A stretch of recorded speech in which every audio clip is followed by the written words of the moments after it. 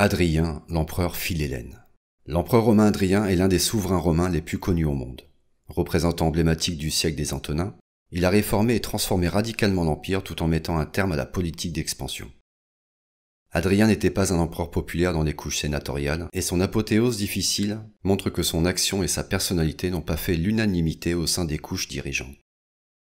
Né à Italica, en Bétique, au sud de l'Espagne actuelle, ou à Rome le 24 janvier 76, Publius Aelius Hadrianus est issu d'une grande famille sénatoriale. Sa mère est Domitia Paulina Maior et son père Publius Aelius Hadrianus Afer, sénateur romain. Ce dernier est le cousin germain du futur empereur Trajan. Après le décès de son père à l'âge de 40 ans, alors qu'Hadrien n'en avait que 10, son éducation aurait été confiée à Trajan et au chevalier romain Acilius Atianus. Les trois hommes nouent des liens privilégiés dès cette époque. Après avoir exercé diverses magistratures subalternes, il entame sa carrière militaire vers 94 en tant que tribun militaire dans les provinces rhénanes et danubiennes. L'année suivante, Hadrien effectue son service militaire en tant que tribun laticlave de la Légion II Adiutrix, stationné à Aquintus, Budapest, dont le rôle est de protéger l'Empire contre les Sarmates. En 96, à l'issue de son année de service, il est de nouveau appointé comme tribun militaire, cette fois dans la Légion V Macedonia en Basse-Messie. Le 27 janvier 98, l'empereur romain Nerva meurt. Trajan est déclaré empereur dès le lendemain. Hadrien est choisi pour apporter la nouvelle à son oncle, qui séjourne à Cologne, et demeure à ses côtés. Cependant, ses ennemis font circuler des rumeurs, selon laquelle il profiterait de sa position à la cour pour séduire les jeunes favoris de l'empereur. Aïe. Du coup, il est tenu à l'écart par Trajan. Mais grâce à Plotine, il entre à nouveau en grâce et épouse la petite nièce de Trajan, Vibia Sabina, âgée de 14 ans. La même année, il devient sénateur puis questeur en 101. Sa carrière militaire ne s'arrête pas pour autant, et il prend part aux campagnes contre les Daces aux côtés de Trajan, comme membre de son état-major. Celui-ci lui permet en 106 de devenir gouverneur de Pannonie inférieure, où il doit contenir les attaques suèves, Hongrie et Serbie actuelle. En 108, il devient consul. Le jeune homme bénéficie de l'indéfectible soutien de l'impératrice Plotine, mais Trajan ne l'adopte toujours pas. Il devient conseiller important de l'empereur, son parcours politique l'amène à s'intéresser aux provinces orientales de l'Empire. Très vite, il doit combattre à l'est les Parses, et devient en 117 légat donc gouverneur de Syrie. L'ascension au trône d'Hadrien ne se fait pas sans heurts. Il est difficile de savoir si Trajan l'a clairement désigné comme successeur avant de succomber le 8 août 117. Dion Cassius soutient que ce n'est pas le cas. Il nous raconte avec assez de précision comment Hadrien accède au poste suprême. Hadrien, lorsqu'il fut proclamé empereur, était à Antioche, métropole de la Syrie dont il était gouverneur. Hadrien écrivit au Sénat pour prier ce corps de lui confirmer l'empire, protestant qu'il ne voulait ni en ce moment ni dans un autre qu'on lui décernât aucun honneur, comme c'était auparavant la coutume. Les os de Trajan furent mis sous sa colonne, quant aux jeux partiques, ils furent célébrés pendant plusieurs années, et par la suite ils furent abolis. Il décline au même moment le triomphe qui lui est accordé par le Sénat, mais en fait célébrer un à son père adoptif, montrant ainsi sa piété filiale. Cette succession n'a pas été uniquement contestée par Dion Cassius. Il semble que des pans assez larges du Sénat n'étaient pas d'accord avec le déroulement des événements. Un groupe de sénateurs a peut-être tenté d'assassiner le nouvel empereur. Il fait exécuter par l'intermédiaire de son préfet du prétoire, Atianus, sans les avoir entendus, 4 consulaires à l'origine du complot. Le Sénat accepte l'avènement d'Hadrien le 11 août 117.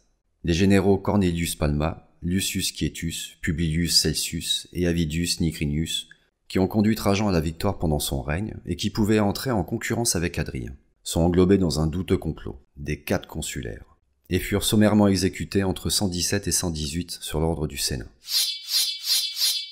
Il est difficile de savoir si ces exécutions étaient justifiées ou non. Ces généraux du règne précédent représentaient certainement des menaces sérieuses pour le jeune prince. Les relations avec le Sénat s'enveniment alors, et expliquent en partie la pratique autoritaire du pouvoir qu'exerce Hadrien. Ayant participé à de nombreuses campagnes aux côtés de Trajan, Hadrien ne poursuit pas la politique d'expansion du précédent empereur. Son premier acte est d'évacuer l'Arménie, la Mésopotamie, la Syrie et de négocier la paix avec les Parthes. Durant son règne, il doit faire face à des soulèvements, en Maurétanie en 117, en Bretagne vers 120-122, et le soulèvement des Juifs entre 132 et 135. En Bretagne, il décide de construire un mur qui porte encore son nom aujourd'hui, et qui est symbolique du virage que prend la politique extérieure romaine. Le mur d'Adrien, long de 120 km, protégé par 300 tours et 17 camps retranchés, avait pour objectif de montrer dans le paysage la puissance de Rome. Il fut aussi un moyen pour Adrien de restaurer la discipline au sein de l'armée, en lui faisant exécuter des travaux très importants de fortification. En matérialisant la frontière, le monde se divisait un peu plus en deux, ceux qui étaient membres de la Romanista et ceux de la Barbarita. Bien entendu, le mur n'était pas si imperméable et les contacts ont perduré après la construction. Dans tout l'Empire, des légions se fixent et modifient le recrutement qui devient de plus en plus local. De plus, Adrien crée une unité de cavalerie lourde, les cataphractaires, semblables à ceux de l'Empire parse. Adrien a passé la moitié de son règne à sillonner les provinces. Il ne le fait pas pour le tourisme, mais bien pour la politique. L'Empire ne doit pas être seulement la domination de Rome, sur le pourtour méditerranéen, mais une association de provinces qui partagent un destin commun. Nous retrouvons sur des monnaies de nombreuses références aux provinces. Il favorise l'intégration des élites africaines au Sénat. Ses actions ont pour but d'harmoniser l'Empire. Les provinces passent du statut de simple territoire dominé par Rome à celui de composante à part entière de l'Empire participant à la gloire et la prospérité de Rome. Adrien a beaucoup réformé l'Empire. Il divise l'Italie en 4 districts qu'il confie à des consulaires, rognant ainsi une prérogative sénatoriale. Ces sénateurs rendent la justice dans ces districts. Cette réforme administrative s'accompagne d'un important changement dans le recrutement des fonctionnaires. Les chevaliers vont occuper les hauts postes de l'administration, remplaçant les affranchis qui vont être attachés aux postes subalternes. Un véritable code juridique est adopté, rationalisant un peu plus le droit romain. L'empereur s'entoure de nombreux juristes qui composent le conseil impérial. L'œuvre d'Adrien consiste donc à renforcer le pouvoir impérial. Cette politique centralisatrice suscite beaucoup de réticence de la part des milieux sénatoriaux hostiles à l'empereur, qui conçoit son pouvoir d'une manière trop monarchique. Il poursuit en cela la politique initiée par l'empereur Claude et Domitien, qui leur valurent à eux aussi beaucoup de soucis. Adrien doit affronter, comme nous l'avons évoqué précédemment, une révolte en Judée de 132 à 135, menée par Bar Kokhba.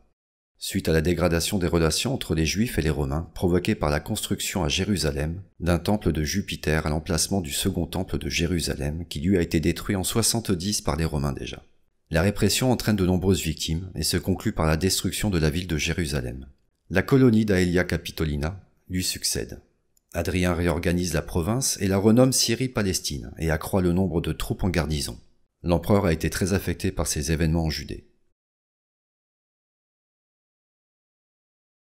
Après ces événements, il consacre ses dernières années à l'organisation de sa succession.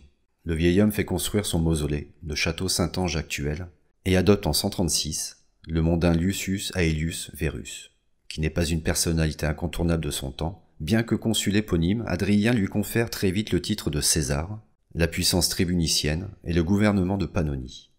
Les raisons de son choix ne sont pas encore claires aujourd'hui. Malheureusement, la mort s'abat sur sa femme Sabine, puis sur le successeur désigné, le 1er janvier 138, remettant ainsi en cause ses desseins. Adrien revoit ses plans. Il adopte alors l'ancien proconsul d'Asie et membre du conseil impérial, Titus Aurelius Fulvius Antoninus Boiunius Arius, le futur Antonin le Pieux, et lui confère la puissance tribunicienne et lui accorde le titre de César. Antonin le Pieux doit son ascension à sa fidélité à l'empereur. Et il est cependant contraint d'adopter à son tour Lucius Aelius Verus, fils de l'héritier récemment décédé, et le jeune homme de 17 ans, Marcus Annius Verus, le futur Marc Aurèle, qu'Adrien avait déjà fait chevalier une décennie plus tôt. De nombreux liens familiaux unissent ces différents héritiers. Cette succession n'est pas qu'un simple choix des meilleurs prétendants au trône, mais celui de consolider une dynastie et de résoudre des problèmes politiques. Cette succession complexe révèle également qu'Adrien considérait que le règne de son successeur serait court et que les vrais héritiers désignés étaient trop jeunes encore pour régner. Lucius Verus n'a que 8 ans en 138. Adrien décède le 10 juillet 138. Antonin le Pieux, le nouvel empereur, aura beaucoup de difficultés pour faire diviniser son prédécesseur. Adrien est un des empereurs les plus importants du second siècle, en transformant radicalement l'Empire dans bien des domaines. Détesté par les élites sénatoriales par sa pratique monarchique du pouvoir.